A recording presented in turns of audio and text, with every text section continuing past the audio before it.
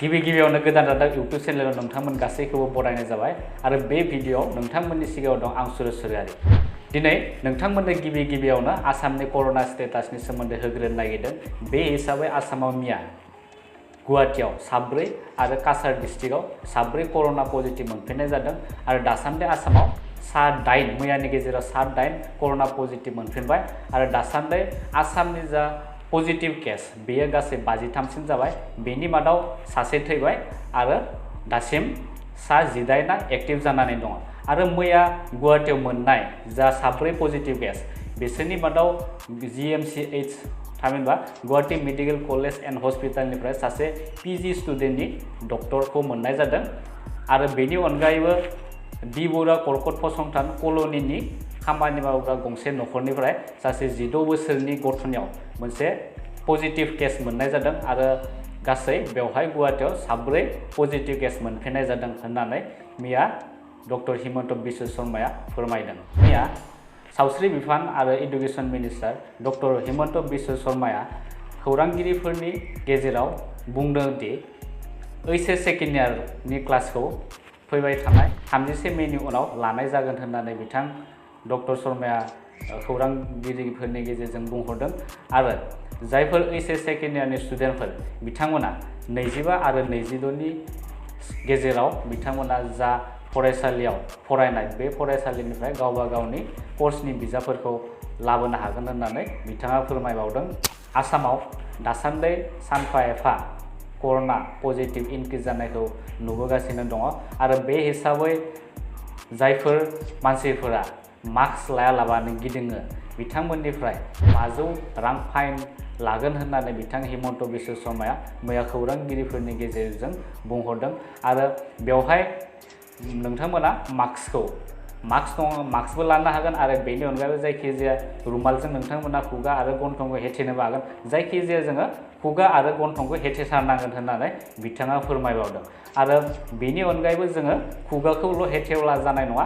जुदि नोंथांमोनखौ खुगाखौल' हेथेनाय नुबाय आरो गन्थंखौ हेथेनाय नुवाब्लाबो अब्लाबो नोंथांमोननिफ्राय 500 रां फाइन लागोन होननानै बिथां मन्त्रि शर्माया फोरमायबावदों। स' बेखायनो नोंथांमोना गिदिंनाय समाव मास्कखौ इउज खालामथार आरो खुगा हेथेग्रा जायखिजाया बा गाननाय जोमनाय हिफोरजोंबो नोंथांमोना हेथेना लानो हागोन आरो बेखौ नोंथांमोना फालिब्लानो जाबाय आरो नोंथांमोनखौ खावलायनो लुबैयोदि नोंथांमोना गोनांथार खामानिब्लासो न'निफ्राय बायजोआव ओंखार आरो गोनांथार नङाब्ला नोंथांमोना न' सिङावनो थाबाय थानो नाजा आरो बाहेरायाव ओंखारनाय समाव नोंथांमोना ससियेल डिस्टेन्सिंखौ फालिनो बावनो नाङा। गासैबो ससियेल डिस्टेन्सिंखौ आरो सोरखारा फोसावनाय मोननैसो रुल्सफोरखौ फालिनो नाजाब्लानो जाबाय। आसामनि सिङाव थानाय फ्राय 25,000 गामिफ्राव डक्टर, नार्स आरो मेडिकेल डिपार्टमेन्टनि सिङाव खामानि मावनाय स्टाफ आरो गुबुन सावस्रि बिफानाव खामानि मावग्राफोरा गामि थांनानै गामिफोरनि सुबुंनि देहाखौ कर'ना पजिटिभ दङ नामा बेखौ चेक खालामनो थाखाय फैबाय थानाय समफोराव थाबैनो बिसोर गामि गिदिंगोन। जायफोर फरायसा बिथांमोना मेट्रिक आनजाद होदोंमोन थामहिनबा HSC आनजादाव जिरायदोंमोन बिथांमोननि रिजाल्टआ फैबाय थानाय जुन दानावनो मोनगोन होननानै बिथां सोलोंथाइ मन्थ्रिया बुंदों आरो बिथांमोननि जा मार्कशीट बेखौ अनलाइननि गेजेरजोंनो मोननो हागोन। अनलाइननि गेजेरजों मोनसे डिजिटेल मार्कशीट बिथांमोना रिजाल्ट नायनाय समावनो मोननो हागोन। रिजाल्ट नायखांनानै बिथांमोना गावबा गावनि मार्कशीटखौ डाउनलड खालामनानै लानो नांगोन आरो बे जा मार्कशीट मोननाय बे मार्कशीटखौ लानानै नोंथांमोना अनलाइननि गेजेरजोंनो HSनि थाखाय थामहिनबा HS फार्स्ट इयारनि थाखाय अनलाइन एप्लाइ खालामनांगोन एडमिसननि थाखाय आरो बिथांमोना बेनि जा लिंक बे लिंकखौ रिजाल्ट फोसावनायनि उनावनो नोंथांमोना एडमिसननि थाखाय एप्लाइ खालामनो हागोन होननानै बिथां शर्माया फोरमायबावदों। आसामाव दासान्दि लकडाउननि थाखाय साहा आबादनिफ्राय दिहुनजानाय साहानिफ्राय गोबां बिबांनि रां लस जादों आरो बेवहाय आसामा फ्राय 500 कौटि रां लस जादों आरो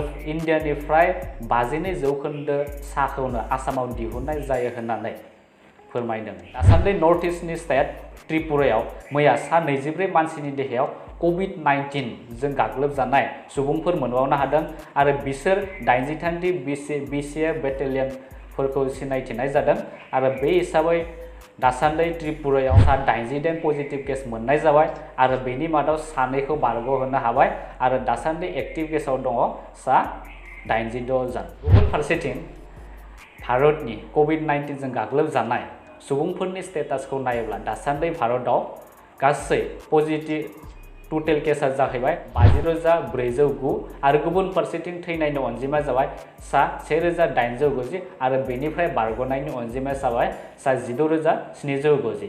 दा बेखौ जुदि नायोब्ला भारतआवबो गोबां इनक्रिज जागासिनो दङ आरो एम्सनि साइन्टिस्टफोरा बुंदों जे फैबाय थानाय जुन आरो जुलाइआव भारतआव गोबां बिबांनि पजिटिभ केस मोनबावनाय जागोन होननानै खौरां होदों।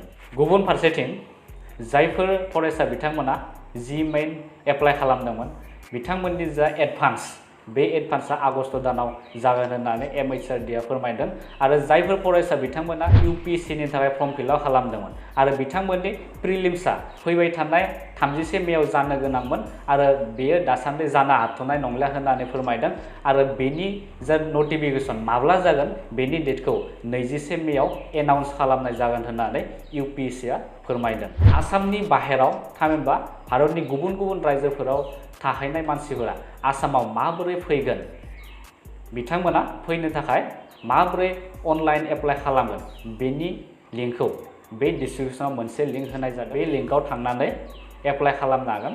गुबुन फारसेथिं जायफोर फरायसा बिथांमोना DHS थामहिनबा director of health service grade 4 आनजादाव उथ्रिनो हादोंमोन बिथांमोननि डकुमेन्ट भेरिफिकेसना फैबाय थानाय मे दाननि 12 खालाराव जागोन।